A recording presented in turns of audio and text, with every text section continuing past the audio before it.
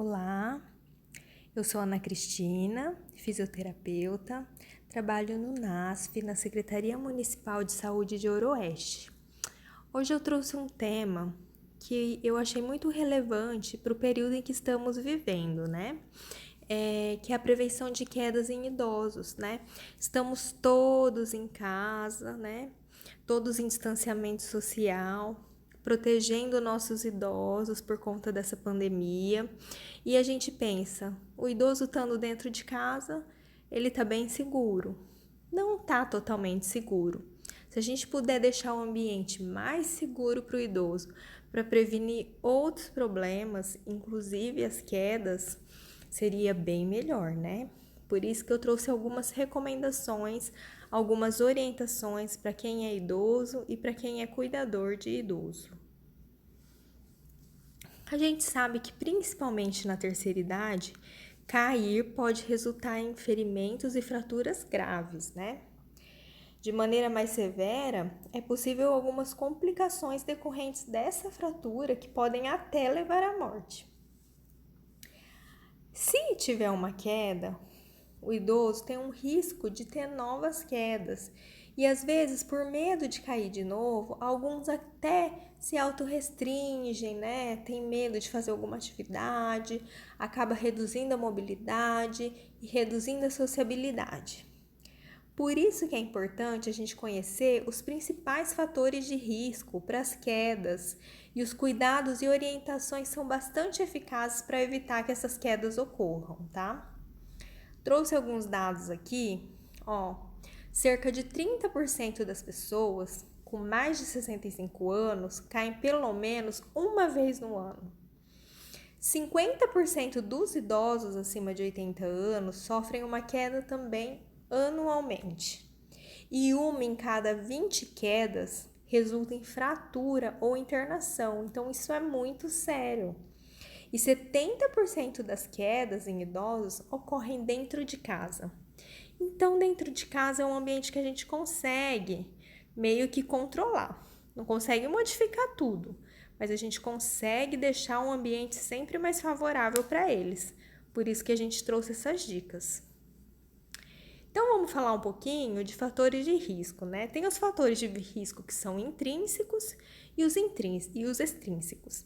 Os intrínsecos são relacionados às alterações que eles têm mesmo devido ao processo de envelhecimento, né? Que é diminuição de visão, de audição, alteração de postura, locomoção, equilíbrio, ou então uma osteoporose, uma artrose, uma labirintite, ou alguma patologia específica, e também o uso de medicamentos, né?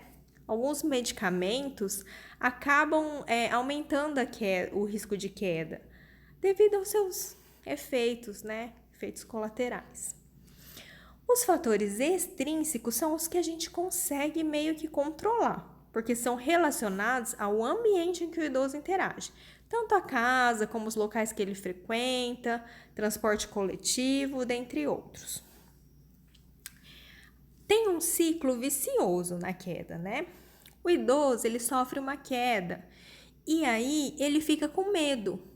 Com medo, ele acaba reduzindo a quantidade de atividade física, fica mais paradinho, né? Se autorrestringindo.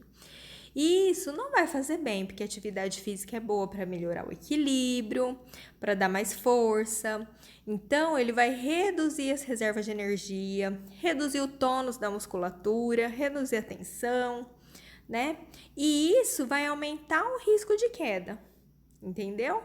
E ele cai, não, pode ser que ele caia novamente e vai ficando cada vez mais preso, cada vez querendo fazer menos atividade por medo, e isso vai fazer com que ele tenha mais risco de uma nova queda.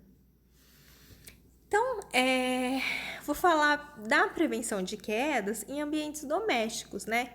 Que tem muito fator de risco, como eu já disse, para as quedas. Alguns são modificáveis, né? Relacionados ao ambiente. Então, se a gente conseguir eliminar um pouquinho desses riscos, né, de acordo com as nossas possibilidades, já vai diminuir bastante a probabilidade de uma queda dos nossos idosos.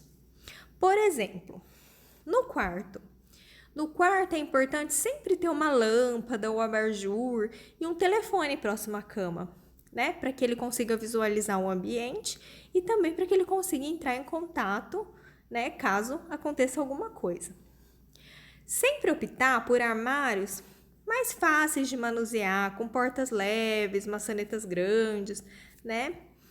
E organizar as roupas dentro desse armário em lugar de fácil acesso. Pega as roupas que esse idoso mais usa e deixa num local de fácil acesso, tá? Outra coisa que serve não só para o quarto, como para qualquer ambiente, não deixar objetos espalhados pelo chão, roupas, nada disso, que isso tem é muito perigoso para ele cair dentro do quarto, né? Os tapetes, não usar tapete solto, né?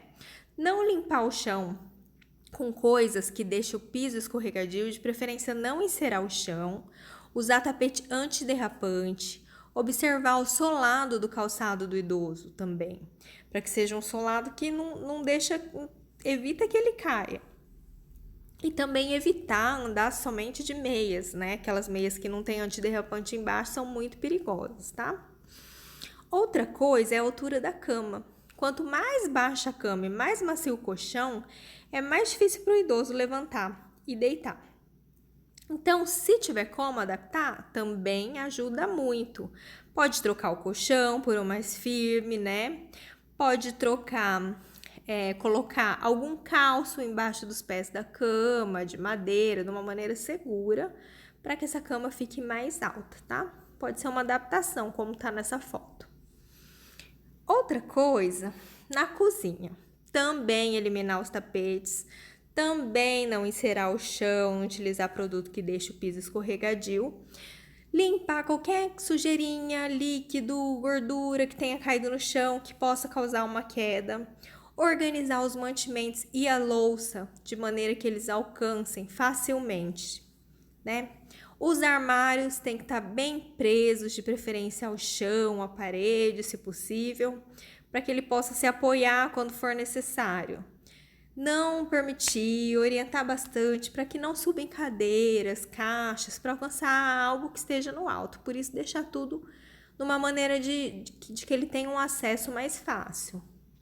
Quem tem escada em casa? É importante também aqueles tapetinhos que a gente tem hábito de colocar no início e no fim da escada. É importante ter plugs, interruptor de luz, tanto embaixo da escada como no início da escada, para que a gente possa também visualizar, deixar o ambiente bem claro. Também não ter objetos espalhados pelos degraus. Se possível, fitas antiderrapantes nos degraus, né? Para que se evite uma queda. No banheiro, o banheiro é um lugar perigoso. Também evitar os tapetes, né?